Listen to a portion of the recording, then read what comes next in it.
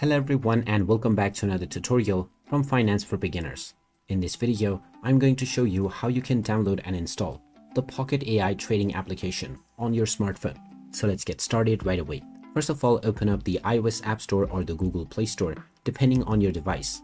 Once you open it up, tap on the search button, and now you can type in Pocket AI to begin your search.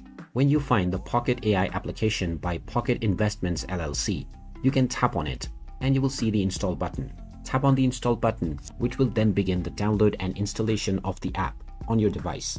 Wait until this is completed and you can tap on the open button to open up your app. Now you will be taken into the home page, from which you can choose your desired language from the drop-down menu, and you can proceed towards creating your new account through the registration button. If you already have an account, tap on the sign in button to start using the application. And there you have it. That is how easy it is to download and install the Pocket AI trading app on your smartphone. If you find this video helpful, don't forget to hit that like button and subscribe to our channel for more useful tips and tutorials. Thanks for watching, and I will see you again in the next one.